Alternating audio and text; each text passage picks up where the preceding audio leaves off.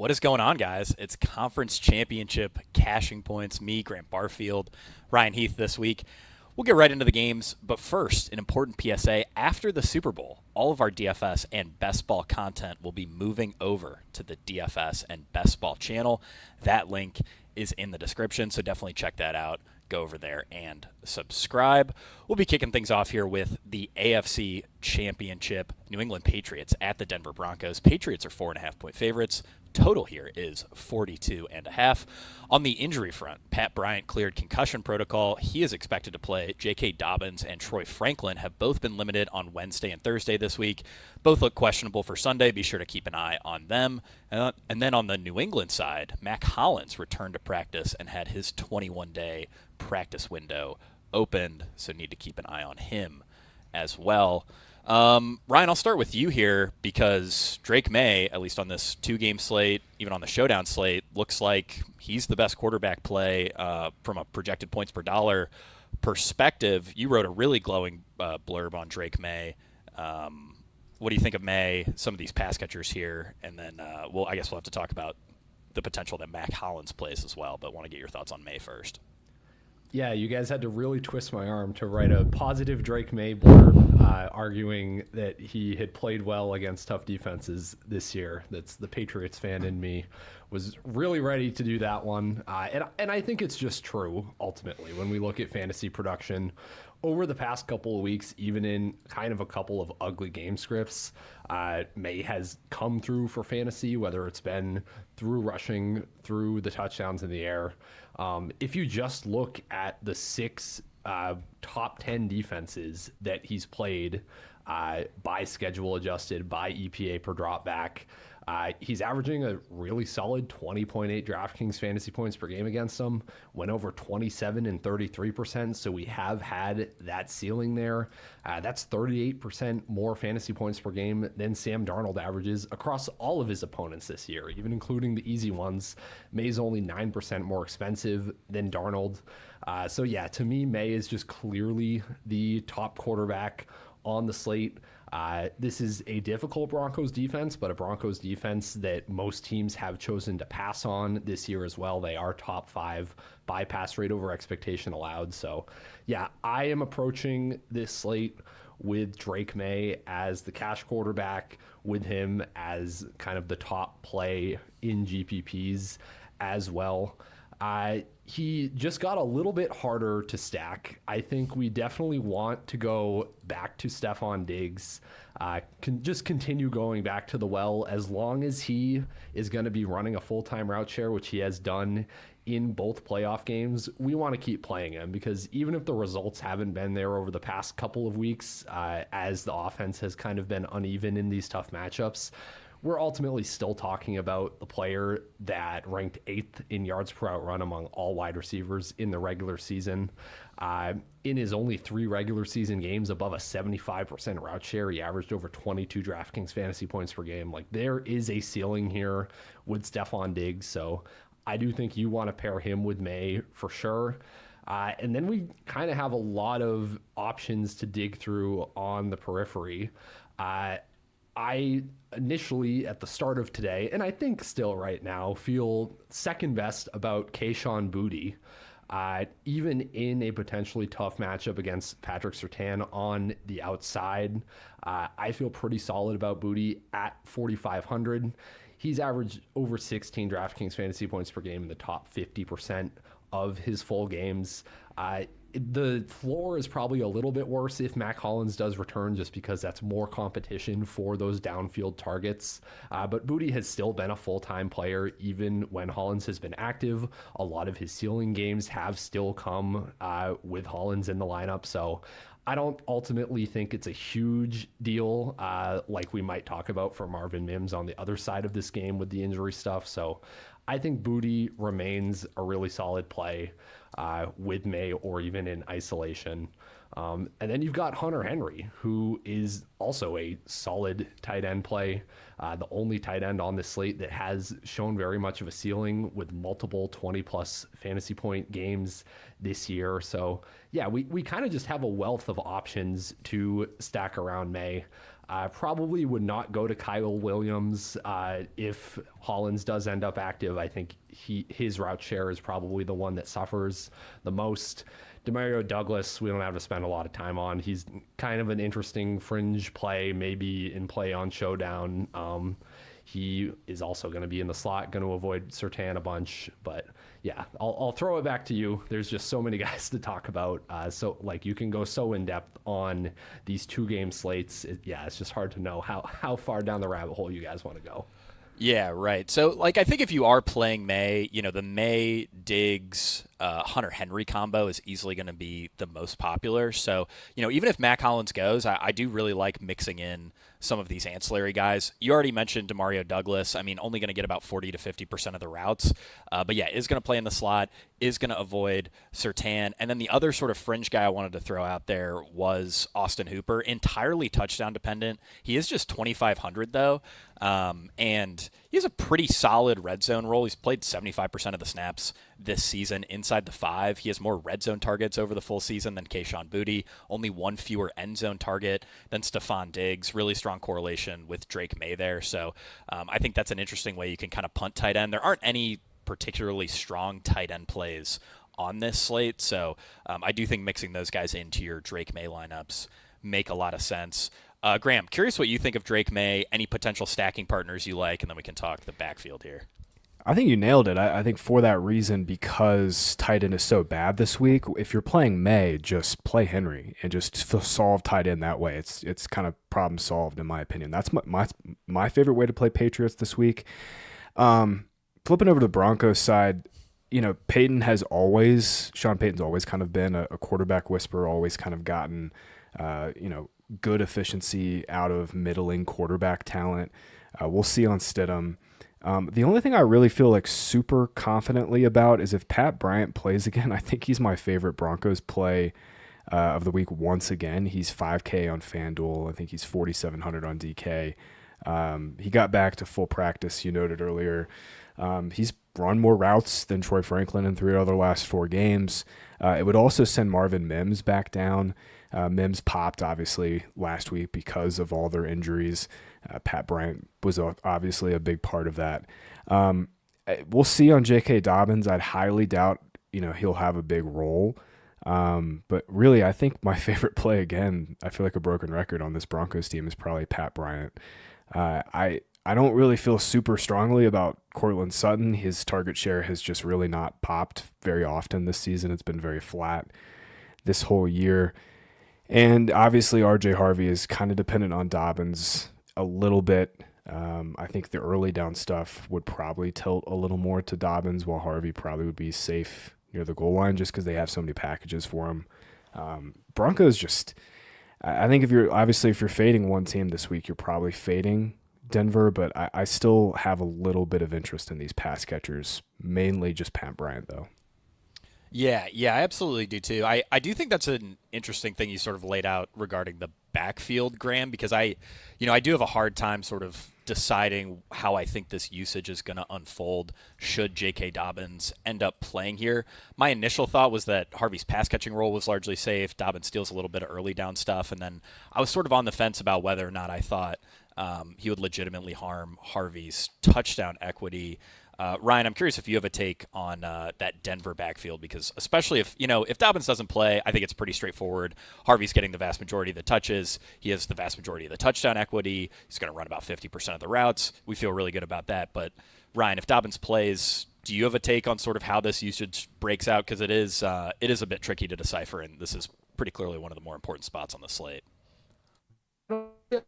Information at the moment to give like a specific, this is what the usage will look like take. What I am comfortable saying though is that if Dobbins does play and we have like any sort of indication that he's like legitimately playing and that it's not just like he's active but it's kind of then to Ramon play that I would prefer at running back. Only $100 more on a team that's favored. Harvey, so much of what we've wanted from him and what we've been getting from him week after week is that he just dominates the goal line work. that is just so easy for 1 or 2 touches to go the other way to Dobbins. Like that can just create a massive swing in how valuable of a workload it is that you're getting from him. That, yeah, to me, if Dobbins is active, I'm just clicking Stevenson rather than Harvey. In practically every spot, just as the default. I suspect Harvey will be slightly more popular than Stevenson as well, so that helps things. And yeah, I mean, the workload has been really solid for Stevenson too. He's been kind of solidly on the 60-40 side of this split with Travion Henderson.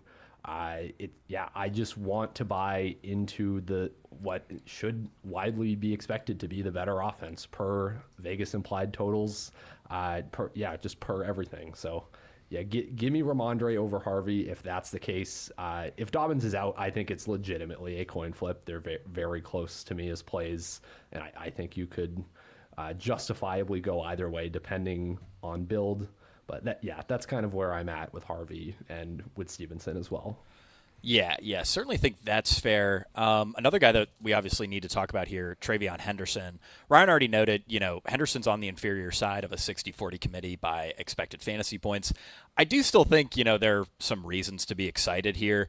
We know Travion Henderson can get there on hyper efficiency. He has 361 yards on explosive rushes this year. That was the 9th most of any player. He only recorded the 24th most carries. Could also benefit from a New England victory.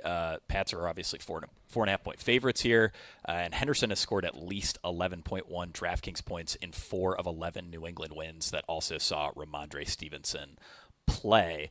The guy just doesn't earn a lot of targets, though, so we really do need positive game script to translate to see, a 13, 14, 15 carry game, or like I said, that hyper efficiency there. But I'm more than fine mixing him into 2-game slate lineups. I think you can play him with Ramondre as well if you want to play for more of a New England blowout type of angle. Yeah, Graham, I'm curious if you have any thoughts on Travion Henderson or this Patriots backfield split. Yeah. For showdown, Stevenson plus Patriots defense is, I think, the best way to play it.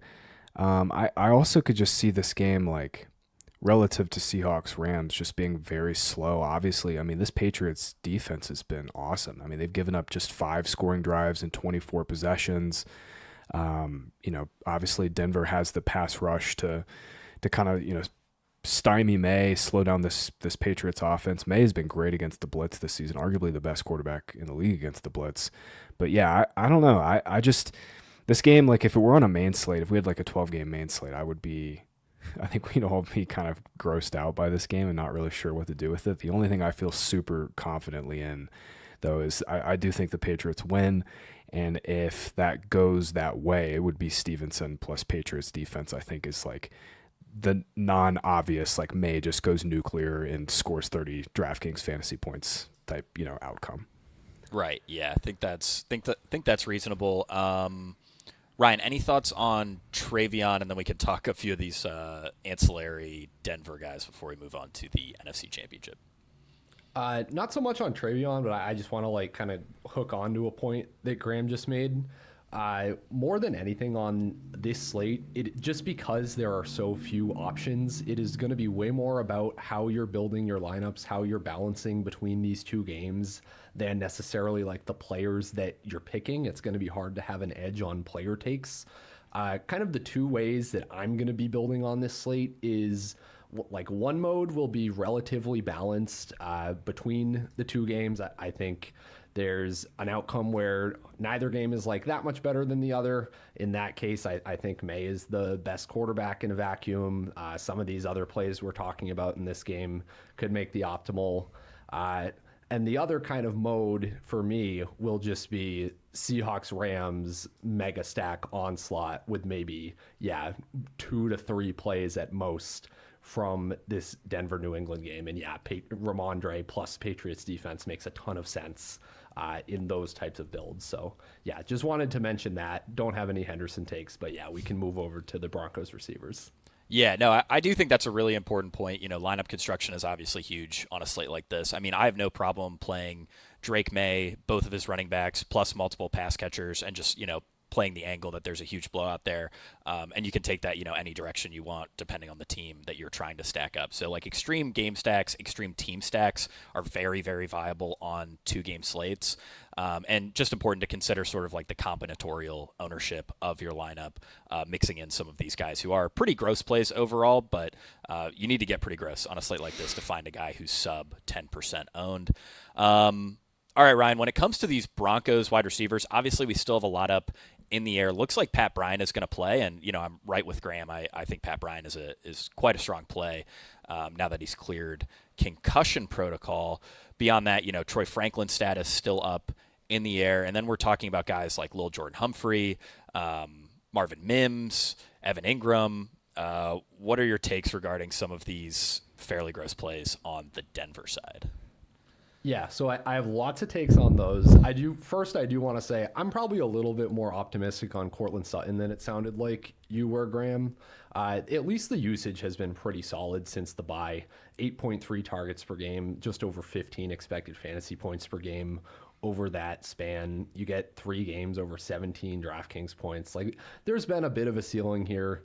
He is priced pretty appropriately, 5,700. I think if you are playing Stidham, which I think you should be playing some Stidham on this slate, then Sutton makes a lot of sense to me as a stacking partner. But yeah, as for the fringy guys, after Sutton, after Pat Bryant, it gets pretty gross. Marvin Mims is going to be the one I have the most interest in.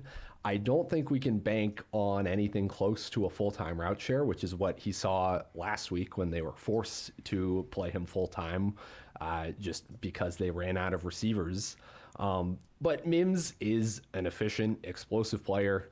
Obviously 23 DraftKings points last week. He has had these explosive 20-plus point games even on the limited route shares over the past 2 years. Has the same number of 20-plus DK point games as Stephon Diggs over the past 2 seasons, 5 each. That's despite 200 fewer routes for Marvin Mims. I don't think it's the most likely that he completely goes off with Pat Bryant back in the fold, but yeah, it's hard to find like explosive GPP type plays on this slate. I think Mims is a totally valid one. But yeah, after that, Bryant being in kind of kills my interest in any other Broncos. Troy Franklin is just too expensive at 4,700, especially with the hamstring injury. Like that's just not something I really want to touch. After that, you're looking at Lil Jordan Humphrey at 3,400, or practice squad call-ups. So yeah, at that point with Bryant in, with Mims taking a decent number of the routes, like I will just stop there at Marvin Mims, I think. Yeah, I'm kind of right there with you. And, the other thing with Mims is even if you guaranteed me he'd only run 30% of the routes, I mean, the guy can still catch a long touchdown, get some screens too, very explosive after the catch. So like Ryan noted, those are the guys that we want to target on 2-game slates. And, with Bryant active, I imagine we probably see 5, 6, 7, 8% ownership on Marvin Mims. And, that's pretty nice for a guy who has his playmaking ability. Only other guy that I wanted to mention here on the Broncos side was Evan Ingram. It's, the tough thing with Ingram is that his role has just remained consistently mediocre all year. Just 1 game over 5 targets since week 8. He's exceeded double-digit fantasy points just twice this season. I checked some of Jarrett Stidham's target tendencies. This is a guy who loves to throw to running backs. Not really a huge difference in his historical tight end target rate versus what Bo Nix did this year. I do think the best argument for Evan Ingram is that we might just see Stidham be a bit afraid to push the ball downfield, and, Ingram is sort of the short area guy outside of the running backs in this offense. So, maybe he could sort of PPR cheat code his way there. Certainly far from my favorite tight end play. Doesn't project particularly well. But if you are playing a lot of Stidham, definitely want a little bit of Evan Ingram exposure there. All right, we can move it on to the NFC Championship.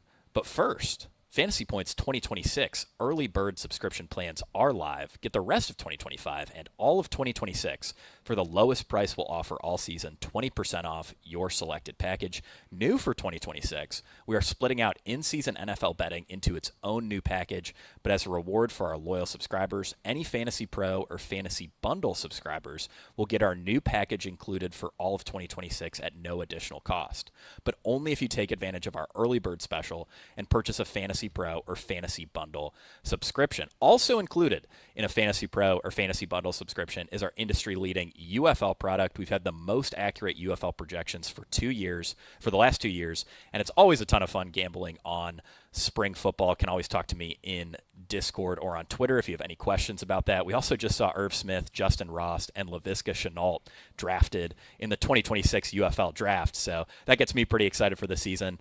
Speaking of accurate projections, we also finished with the most accurate DFS projections in the industry in the 2025 NFL regular season. Chris Weck did an awesome job. And if you want access to those projections at our best rate and our best deal, be sure to hop on the Fantasy Points early bird subscription before it expires on Super Bowl Sunday. 20% off any Fantasy Point subscription as a part of that early bird offer, and you can get an extra 5% off if you use promo code THEWORM. That's one word, no spaces, The Worm. Now through Super Bowl Sunday, the Fantasy Points early bird special. All right, NFC Championship. Los Angeles Rams at the Seattle Seahawks. The Rams are 2.5-point dogs. Total here is 46.5. Graham, I'll throw it over to you regarding Matthew Stafford. I think we're going to see the field really concentrate on Drake May. And then after that, I imagine we see things pretty flat between Darnold, Stafford, and Stidham. And that gets me pretty excited for Stafford. I also think you'll see JSN a bit more owned than Puka Nacua. That's sort of another angle that I like for Stafford. But, Graham, I'm curious what you think of Stafford and his pass catchers here. Right, so DraftKings kind of flattened out the quarterback pricing this week. If Stafford were like 6,800 and May were 7K like they typically are, I think Stidham would probably look even a little better as a value. But because Stafford's 63, because May's 6K, I think you're right. Stafford is clearly the QB2. I think Stidham probably in terms of points per dollar projects slightly better, but bulk projection. Definitely Stafford. The interesting thing about this game when I was researching it is that, the Rams in week 11, when they played the Seahawks, Mike McDonald actually changed up his tendencies a lot. He actually played a ton of man coverage in that game, and it worked. They lost the game, but Stafford was held to a season low in his yards per pass attempt. He only averaged 4.6 yards per pass attempt. Then they played week 16, and they played a shit ton of zone, and they got absolutely killed. They play zone on 80% of Stafford's dropbacks. Stafford threw for 442 yards against their zone coverages, 11 yards per pass attempt. It'll be interesting to see if McDonald goes back to playing some man, and if he does, Devontae Adams is a really interesting play. Obviously, he's been their man coverage beater all season, especially in the red zone. Puka at 9K on DraftKings is 1K more than JSN, and JSN is, I think you could argue, a better play in this game. So I thought that was kind of an interesting note on the Rams side. Adams just hasn't really had the big boom game, especially since he's come back off the hamstring injury. He hasn't scored more than 12 DK in any of his last 4 games.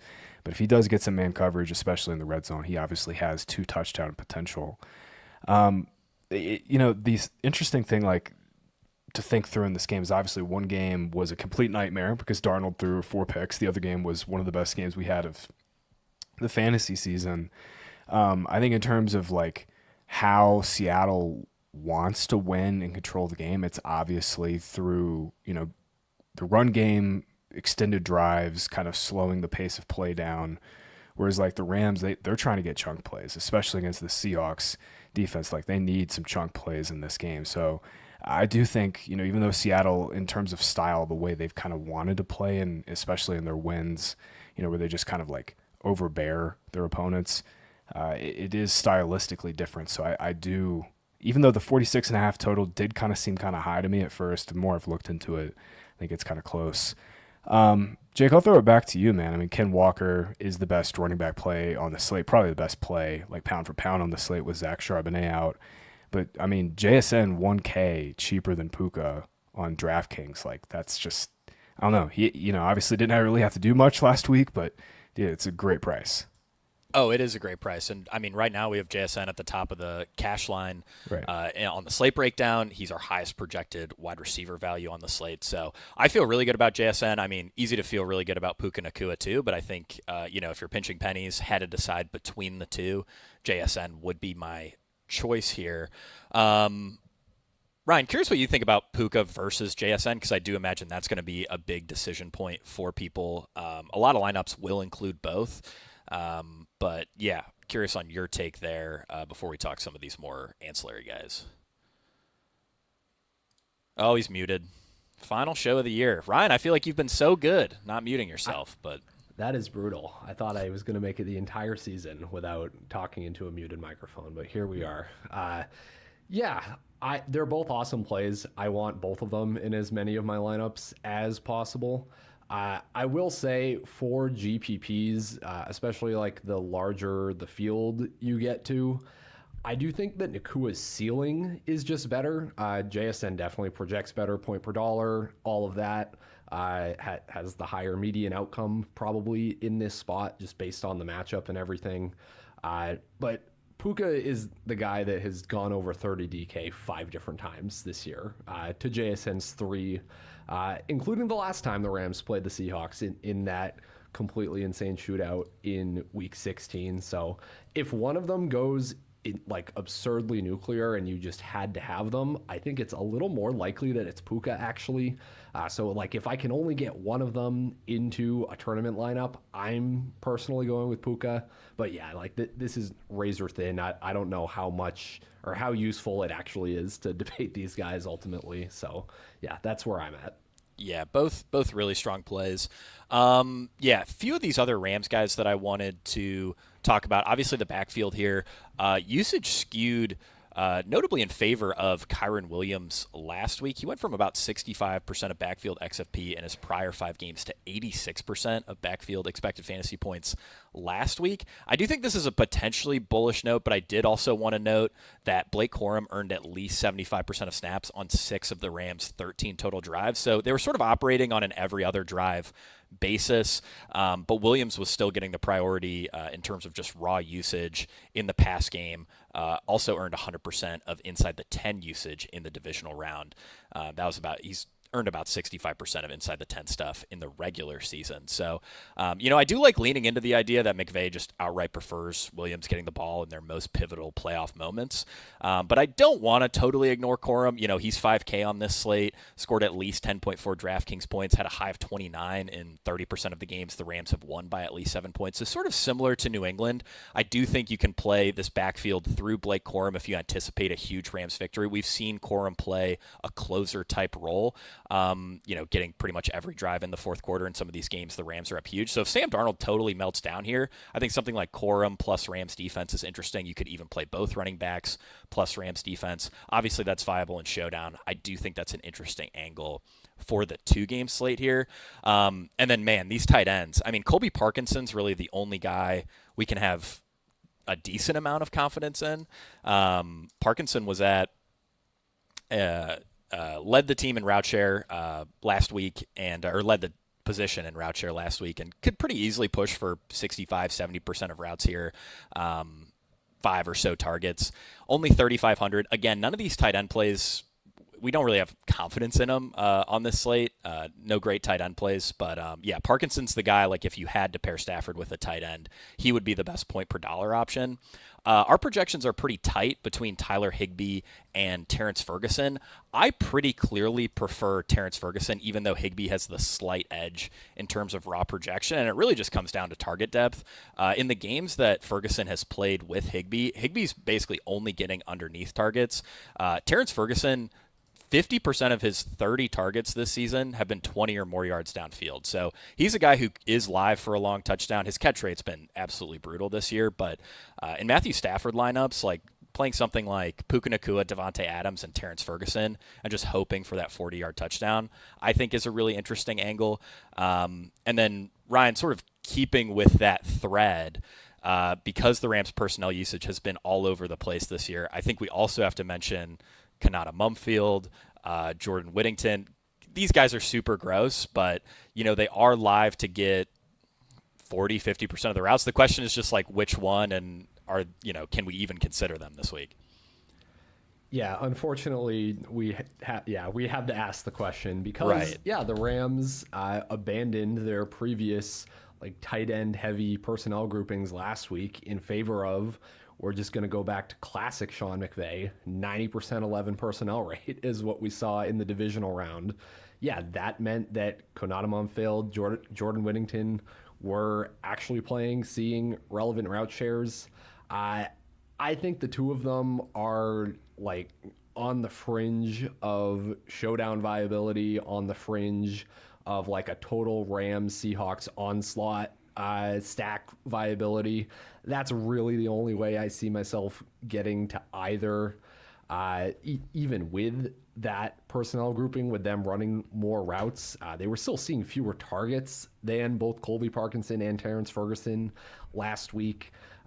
We did notably see the Rams have, at least in week 16, they had a lot of success running their 3 tight end sets against the Seahawks. Not so much in week 11, but yeah, it is really just a kind of chess match, back and forth between Sean McVay, Mike McDonald. I tend to think that McVay is going to go back to the 2 tight end, 3 tight end stuff a good amount in this game. It's hard to say, but either way, I really prefer the tight ends as kind of mix-in touchdown hunting plays to either Mumfield or Whittington, just because of red zone roles and what we've seen for the majority of the year. But yeah, that's honestly too much time spent on those 2 guys. Don't put those guys in lineups. Yeah, I do. I'm with you. I think I'd rather just get to the tight ends, but they are worth discussing because this is a very thin slate. On the Seahawks, we don't really need to spend any time on Ken Walker. He's going to get basically all the backfield usage here. He's the best play of the slate from a points per dollar perspective. Basically, every slate this year has featured a quarterback as our highest projected point per dollar value. Not this week. It's Ken Walker. Really, really, really great play in terms of just raw usage. Obviously, has the explosive plays. Graham, I'll throw it over to you. Sam Darnold and these pass catchers, I think, are pretty interesting, a little bit more straightforward than the Rams. Obviously, usage very concentrated around JSN, and then we sort of have a trio of ancillary guys in Cooper Kupp, Rashid Shaheed, and A.J. Barner. Curious if any of those guys stand out to you and what you think of Darnold overall. If you're fading Ken Walker, which I don't really think you should, you can certainly play Walker and Darnold together. But if you are, I would play Darnold with just JSN. I just don't think you can play and make a reasonable upside argument for any of these ancillary pass catchers except for maybe AJ Barner. Kupp's just not had the role all season. I think Shaheed, you're really just banking on a long touchdown, which is really hard to do. He has 2 or fewer targets in 4 straight games. It really is just JSN, and you just pray for a push-tush touchdown with AJ Barner.